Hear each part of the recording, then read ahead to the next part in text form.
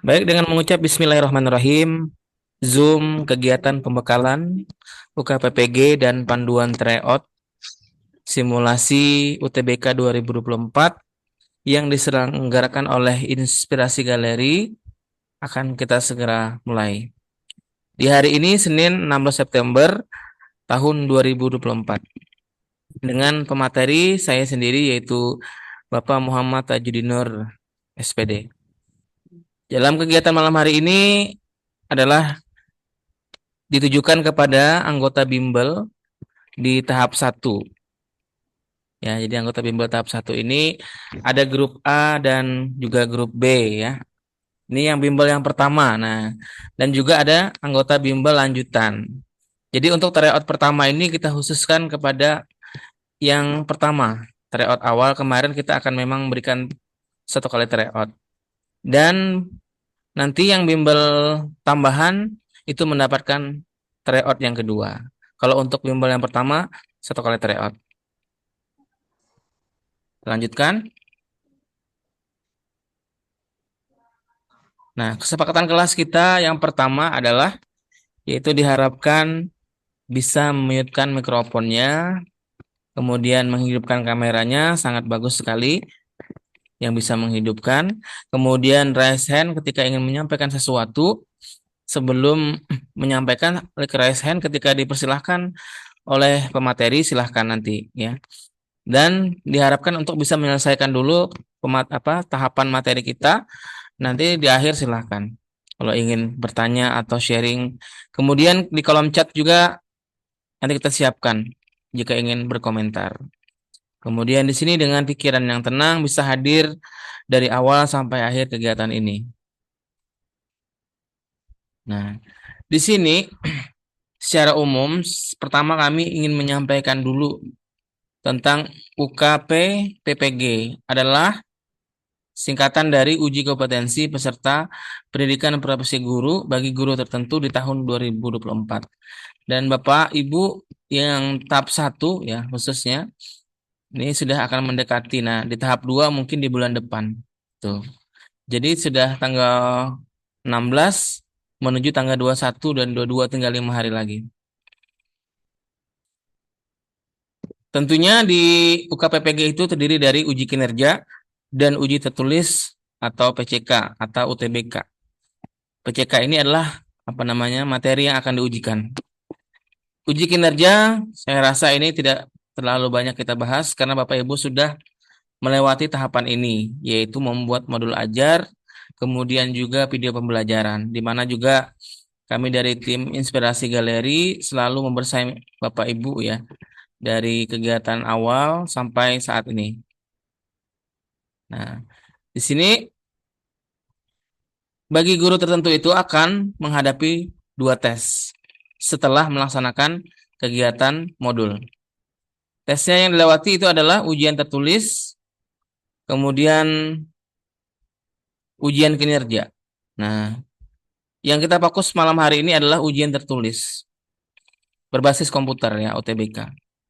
Aplikasinya ini mirip dengan saat anak-anak NBK menggunakan aplikasi exam browser. Nah, nanti setelah itu juga nanti ada ujian yang pilihan ganda sebanyak kurang lebih 50 sampai 60 soal. Itu. Kemudian ada penilaian uraian reflektif berbasis kasus. Nah, ini studi kasus ini juga di aplikasi kita mengetiknya. Jadi disarankan itu 300 sampai 500 kata. Sebaiknya sebanyak mungkin ya, jangan kurang dari 300. Tapi kalau bisa mencukupi 500 itu sangat dianjurkan supaya nilainya bagus.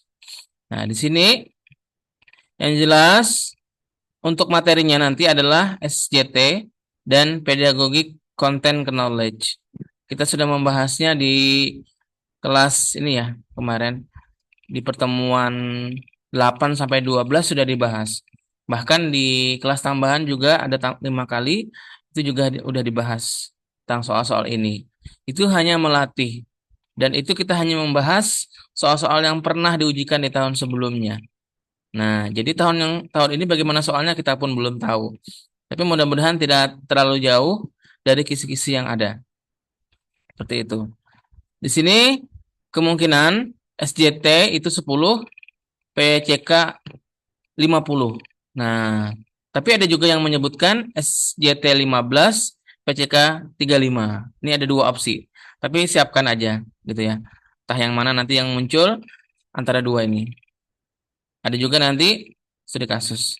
Uji kinerja ini alhamdulillah sudah di Bapak Ibu upload ya. Cuma saya mengingatkan ketika mengupload video dari UKIN itu jangan sampai terkunci. Maksud terkunci itu videonya tidak dibagikan. Hanya kita yang bisa melihat. Nah, jadi bagikan untuk semua orang. Linknya itu siapa yang mengklik itu link bisa membukanya. Nah, ini jangan sampai tidak dibagikan.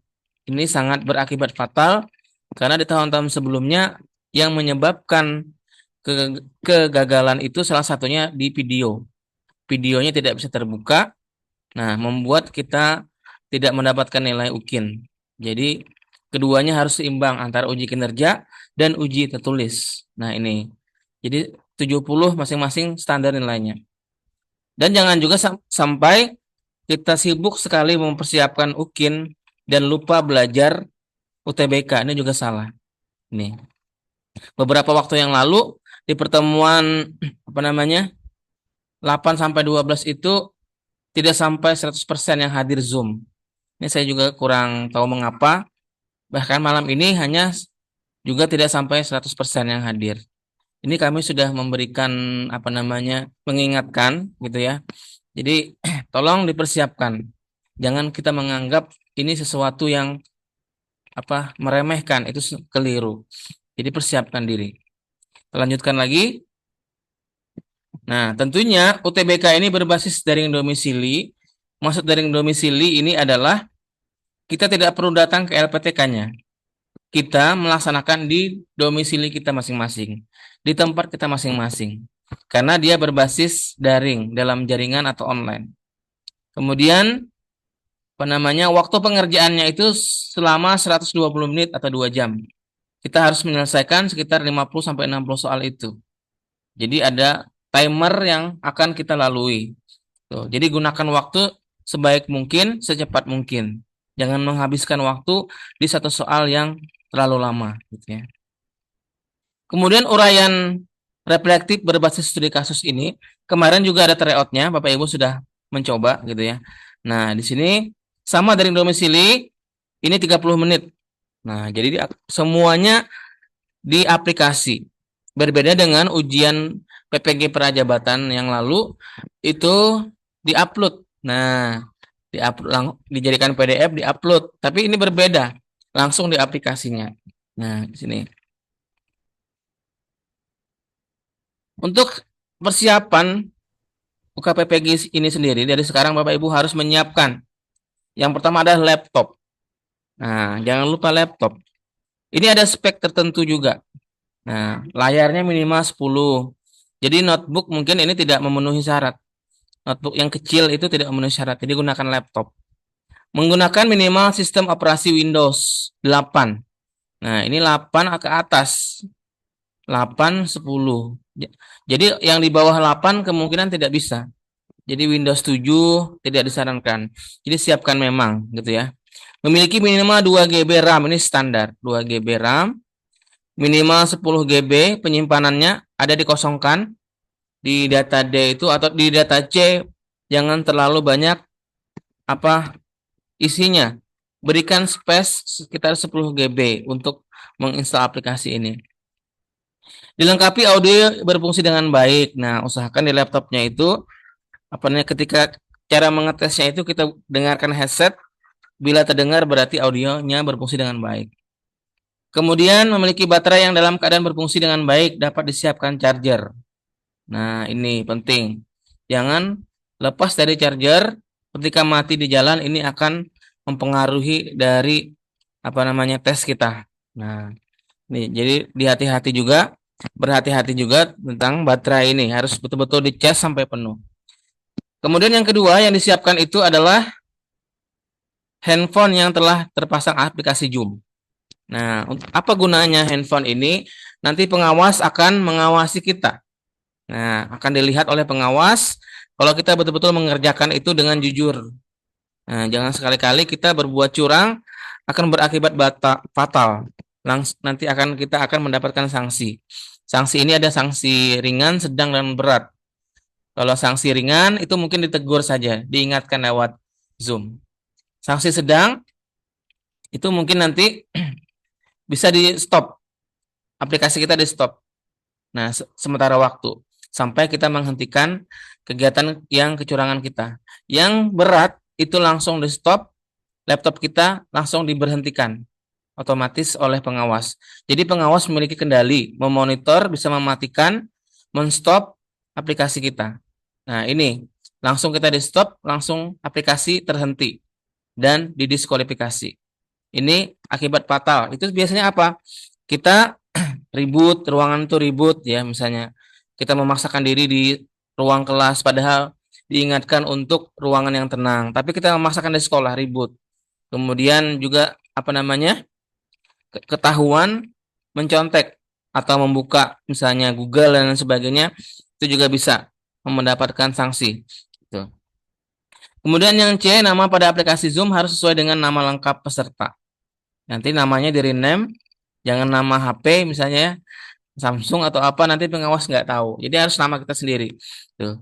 Koneksi internet stabil dan kuota internet minimal sebesar 10 giga. Nah ini, jadi betul-betul kalau di daerahnya kurang stabil bagaimana? Cari tempat dulu yang stabil. Misalnya di jauh dari jaringan. Satu hari itu gunakan, cari tempat misalnya. Betul di pelosok desa yang tidak ada internetnya atau gangguan, cari tempat lain gitu ya. Kita. Dan kuota internet ini sebesar 10 giga. Nah, disarankan menggunakan WiFi. Itu lebih lengkapnya, lebih kuat pakai WiFi daripada hotspot itu biasanya sering sedikit gangguan langsung tidak koneksi lagi, tidak terkoneksi ini. Kita lanjutkan lagi. Nah, sebelum mengikuti ujian, 1. Peserta menyiapkan laptop dengan spesifikasi sesuai ketentuan. Handphone, tadi sudah dijelaskan. Nama pada aplikasi Zoom sesuai dengan nama lengkap. Menyiapkan koneksi internet yang stabil. Menyiapkan ruangan yang tenang. Nah, ini penting. Ruangan yang tenang, nyaman, dan dengan pencahayaan yang cukup. Nah, ini jadi disarankan di hari itu kita sambil mengajar. Yang suasana, tolong jauhkan dulu ya Bu kameranya, suaranya, mute dulu. Oke. Tes. Peserta menyediakan meja kursi dengan jarak kurang lebih 2 meter dari kamera Zoom. Nah, di sini. Meja harus dibersihkan dari barang-barang selain laptop, botol gelas, air minum, obat-obatan.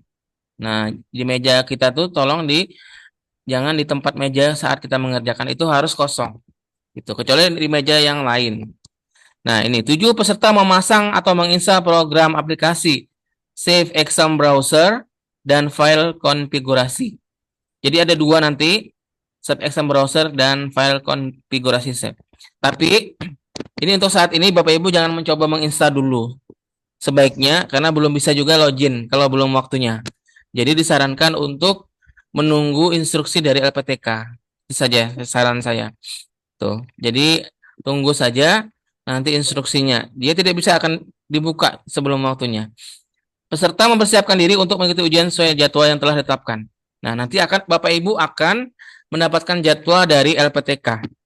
Jadwal itu sangat diingat sekali, sesi keberapa, hari apa, jangan sampai Bapak Ibu lupa. Karena kalau sudah kelewat, itu juga kemungkinan tidak bisa lagi diulangi. Nah, diusahakan itu di jadwal yang sudah ditentukan. Peserta bergabung dalam grup WhatsApp yang dibuat pengawas, ya. Nanti mungkin ada grup WhatsApp-nya, silahkan.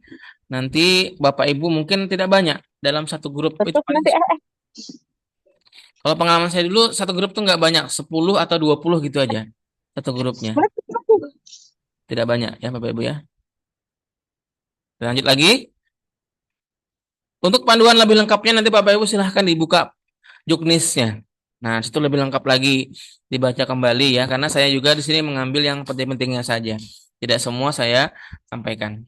Nah, nanti untuk mengunduh aplikasi exam browser itu, Bapak Ibu akan di link ini.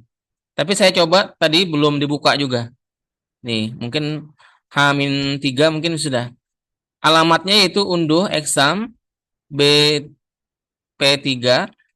kemdikbud.go.id /exam. Ini untuk Windows. Nah, ini untuk versi Mac OS.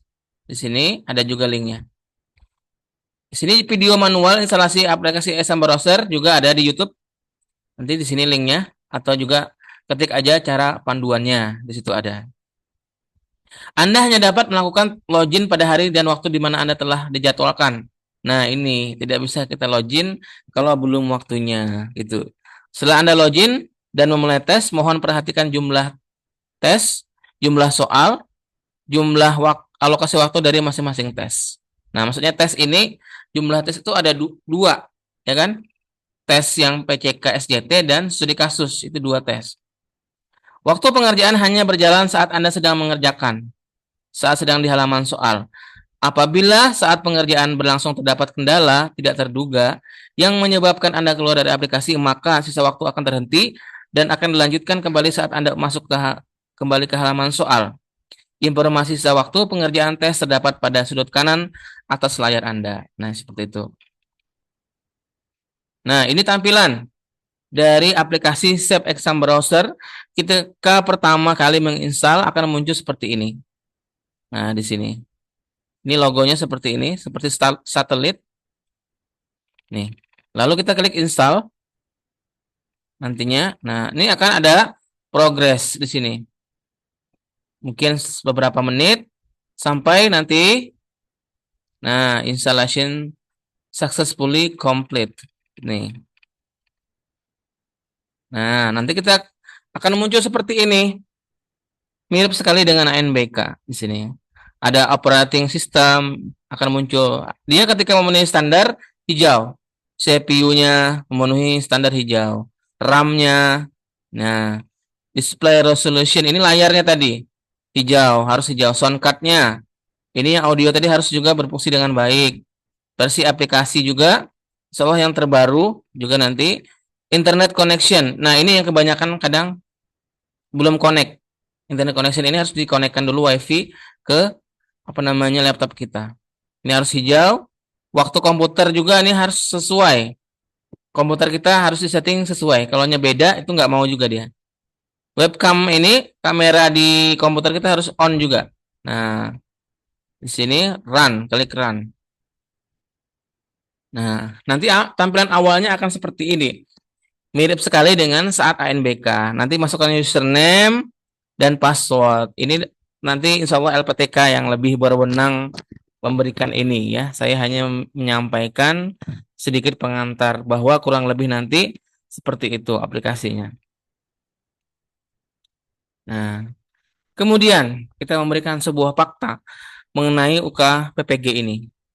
UK PPG adalah uji kompetensi akhir peserta PPG. Soal UK PPG itu cukup sulit dan ada standar atau nilai atau passing grade-nya, yaitu 70. Nah, ini. Jadi soalnya itu sulit ya. Bahkan kadang nggak kita prediksi soalnya itu. Gitu ya. Jadi memang dibuat sulit. Kemudian jumlah soal 60 dikerjakan dalam waktu 120 menit. Jadi satu soalnya tuh hanya 2 menit saja. Belum lagi kalau kita lebih dari itu akan mengurangi sisa waktu soal yang lain. Soal terdiri dari PCK dan SJT. Ini aja. Nggak ada soal profesional. Ya kan? Hanya PCK SJT. Nah, ini. Tidak ada lagi misalnya soal bahasa Indonesia, matematika. Mungkin dia sudah masuk ke dalam soal PCK itu. Kalaupun ada, dia akan mengikuti dari bidang kita. Nah, tetap PCK semua. Gitu ya. Pedagogik tadi. Tentang media pembelajaran dan lain sebagainya. Ada yang beberapa kali tes masih gagal dan menjadi retaker. Ini ada. Jadi kalau ibu ikut tes langsung lulus, yakin belum tentu, ya kan? Bisa menjadi retaker. Kalau sekali lulus first taker namanya.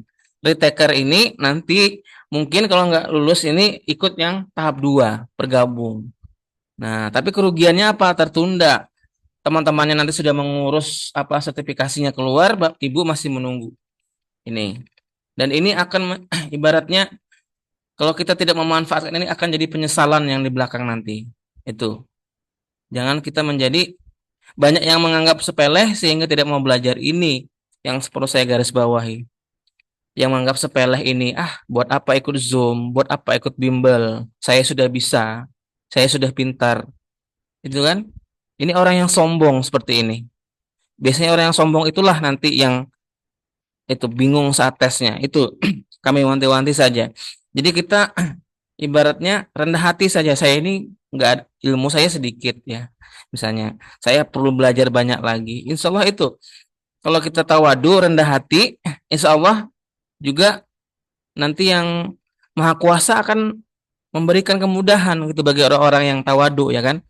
Beda dengan orang yang sombong itu. Dengan kesombongannya itu ibaratnya dia merasa bisa duluan gitu ya. Dan lupa berdoa, lupa berusaha. Ini perlu kita hindari. Bagi yang lulus sertifikasi tunjangan sudah menanti.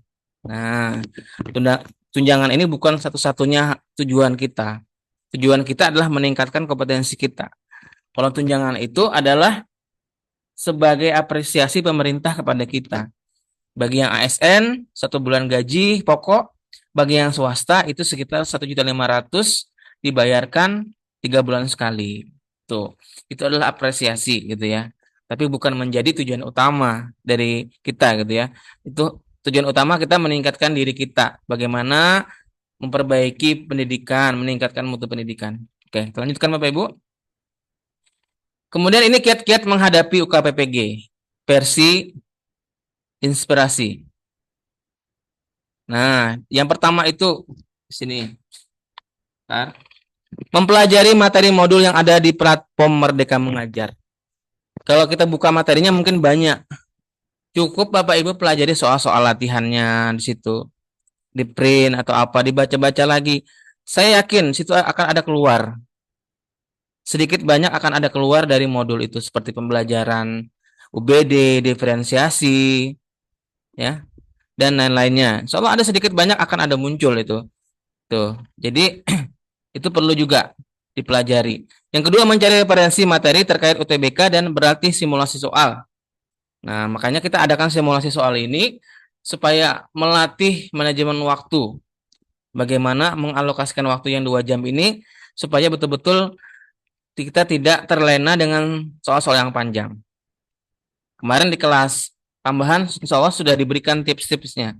Kemudian 3, membuat rangkuman materi agar mudah saat dipelajari. Nah, boleh saja kita merangkum ya, atau juga ada latihan-latihan soal, itu boleh di print, kita baca-baca, itu bagus.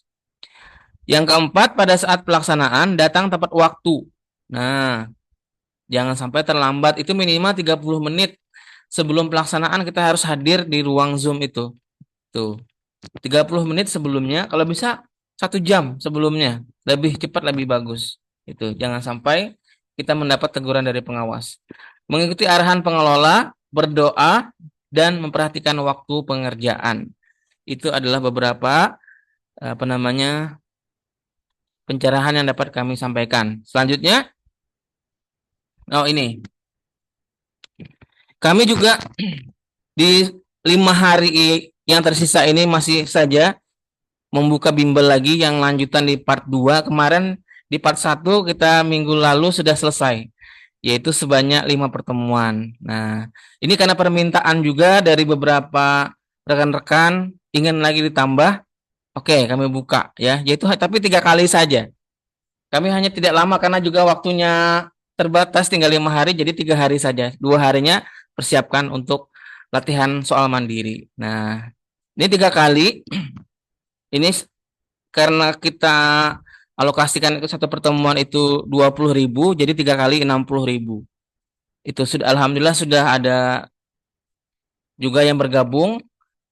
Insya Allah mulai besok malam kita akan lagi belajar penguatan di lanjutan part 2 ini. Ini silakan mau bergabung, silakan nanti hubungi ke WA saya. Bagi yang mau bergabung, kalau tidak juga tidak apa-apa ya. Kami dari bimbel ini hanya memberi penawaran saja Kalau Bapak Ibu, oh saya santai saja, tidak apa-apa, tidak usah perlu belajar lagi. Itu pilihan, gitu ya. Kita lanjutkan. Nah, tadi sudah kita bahas tentang apa namanya UTBK, sedikit juga kita bahas tentang studi kasus. Nah, karena studi kasus ini juga masuk di nanti ada apa namanya pengerjaan sendiri. Yang pertama, studi kasus itu berangkat dari pengalaman pribadi dalam merancang dan mengevaluasi pembelajaran. Nah, kalau kita pernah mengkasus apa, menghadap sebuah permasalahan yang kita hadapi, misalnya menghadapi siswa kah, kesulitan siswa dan lain sebagainya, tentu sebagai guru itu tidak selalu mulus dalam menyampaikan tuh. Misalnya ada saja siswa yang misalnya terlambat dan lain sebagainya. Misalnya dalam satu kelas itu pasti ada ditemukan masalah. Itu sesuaikan pengalaman kita. Yang kedua, mencakup bagian yang ditentukan, seperti deskripsi, analisis, solusi yang diberikan, dan evaluasi. Tiga, berlatih mengetik di aplikasi pengolah kata. Nah, di Bapak Ibu kalau mau latihan studi kasus itu bagaimana? Siapkan timer di HP, lalu mengetik di Word. Ini boleh latihan, gitu ya. Misalnya sudah disiapkan nih studi kasusnya, di latihan mengetik. Nah, jadi perlu juga selain mengingat tadi studi kasus itu, kita juga mengetik. Nah, sering-sering mengetik di Word, gitu ya, latihan. Tuh. Jadi harus mencapai minimal 300 kata, maksimal 500. Tuh. Jangan sampai kurang dari 300. Kalau bisa 500 luar biasa. Gitu. Kemudian, nah, mungkin nanti yang ditanya di studi kasus itu kurang lebih seperti ini ya. Mungkin Bapak Ibu sudah ikut tryout kemarin ya. Mungkin kurang lebih seperti ini. Satu, permasalahan apa yang pernah Anda hadapi? Yang kedua, bagaimana upaya Anda untuk menyelesaikannya? Nah, disiapkan sudah Bapak Ibu dari sekarang nih, di konsep sudah. Tiga, apa hasil dari upaya Anda tersebut? Empat, pengalaman berharga apa yang bisa Anda petik ketika menyelesaikan permasalahan tersebut. Nah, kurang lebih seperti ini ya. Intinya, nah, ini contoh. Persoalan yang pernah saya temukan dan alami yakni peserta didik kurang aktif dalam pembelajaran. Ini contohnya. Kita berikan contoh. Kebanyakan pasif serta tidak aktif. Itu juga masalah. Misalnya peserta didik apa kurang aktif, peserta didiknya ribut gitu ya. Tidak mendengarkan. Nah, ini bisa juga dalam pembelajaran ya di sini.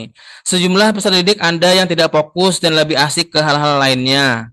Contohnya ngobrol dengan teman sebangku atau membuat gambar di buku tulis sehingga hasil belajar siswa rendah khususnya dalam mata pelajaran IPS. Ini contoh apa namanya guru SD ini. Contohnya kalau guru SMP, SMK sesuaikan aja nanti pelajarannya apa. Dua, usaha yang saya lakukan guna menyelesaikan permasalahan tadi, yakni dengan memusatkan akar permasalahannya dengan menentukan model, metode, dan strategi pembelajaran serta media yang digunakan, apakah sesuai dengan karakteristik atau kebutuhan siswa atau tidak. Ini contoh untuk jawaban nomor dua. Kemudian, nah di sini, pokoknya di sini ada model pembelajarannya dijelaskan, ya kan? Medianya apa? Di sini kan project based learning. Kemudian medianya apa? Kartu flashcard, nah, atau Canva, menerapkan video, menggunakan barang di sekitar. Nah, ini salah satu upaya. Tuh, makanya di konsep aja. Ketiga, hasil dari upaya di atas yakni pembelajaran menjadi lebih aktif dan menyenangkan. Dilihat dari wajah senang siswa selama pembelajaran berlangsung. Nah, ini harus dijelaskan juga hasilnya apa, kan? Nah, lalu pengalaman yang berharga bagi saya apa? Yaitu ketika membuat metode pembelajaran atau asesmen awal ataupun asesmen diagnostik. Saya harus meluangkan waktu yang cukup dalam pembuatannya. Bukan hanya asesmen diagnostik saja, saya juga harus membuat alat peraga atau media pembelajaran yang dapat menarik siswa. Ini seharusnya dilakukan guru gitu ya. Yang memang kalau betul-betul menjadi guru yang profesional seperti ini kan, tidak hanya ceramah saja atau hanya memberi tugas saja kan. Kalau yang ini yang diharapkan apa dari PPG. Membuat LKPD yang asik dan unik supaya peserta didik tidak bosan atau jenuh dalam sebuah pembelajaran. Dari refleksi di akhir pembelajaran, saya mendapat umpan balik dari siswa yang mana mereka menyukai pembelajaran yang saya terapkan, yakni seperti model project based learning. Itu adalah salah satu contoh ya, studi kasus dan upaya penyelesaiannya. Oke. Sampai di sini masih menyaksikan ya Bapak Ibu? Apakah Iya, sudah? Pak. Masih, Pak. Pak. Masih, Pak. Masih ya. Masih, Pak, masih. Masih, Pak. Masih, Masih, Pak. Pak. Jadi malam ini tiga in satu ya, yaitu dalam 1 jam langsung tiga. Tadi pembekalan UTBK, pembekalan studi kasus, dan terakhir ini adalah panduan tryout. Nah, kalau yang ini tryout ini kami tidak menginstal aplikasi apapun. Nah, jadi nggak perlu karena ini tryout simulasi, jadi tidak perlu install aplikasi apapun, hanya mengunjungi link yaitu ujian.com/inspirasi galeri. Bapak Ibu silahkan dicatat ini linknya. Ini ujian.com/inspirasi galeri, ini linknya, tapi besok pagi kita akan mulai. Kita besok aja, nanti kasihan kalau malam ini habis Zoom lanjut lagi tryout, nanti kasihan Bapak Ibu begadang malam karena besok juga masuk kerja lagi. Jadi besok pagi aja kami sudah berdiskusi dengan tim, kita mulai besok aja, yaitu mulai di sini ada waktunya yaitu jam 8 pagi sampai jam 11 malam. Bukannya tryout itu dari panjang waktu, itu bukan, tapi fleksibel. Bapak Ibu mau mulai jam 8 siang atau sore atau malam selama di jam ini. Usahakan, nah itu gunakan rentang ini, ya fleksibel. Oh pagi saya mengajar, silahkan pulang mengajar, gitu ya. Ya bisa. Oh saya sore jalan ke pasar misalnya, atau belanja ke pasar malam aja, silahkan. Oke, jadi pilih aja waktu mengerjakannya tadi di pagi sampai malam, di mana diluangkan waktunya 2 jam. Oke. Nah, ini nanti untuk masuk ke sini Bapak Ibu akan memasukkan username, jadi emailnya yang sudah didaftarkan, dan passwordnya nanti juga sama nih mungkin ya. Passwordnya ini kemungkinan biasanya 1234 atau 12345, besok akan admin sampaikan. Dari tim kami akan menyampaikan besok. Kemudian kerjakan 60 soal dalam waktu 120 menit. Tes hanya dapat dilakukan 1 kali. Tes tidak dapat diulang, hanya 1 kali. Nah, betul-betul manfaatkan. Anggap ini seperti tryout, seperti UTBK, sudah anggap aja gitu ya.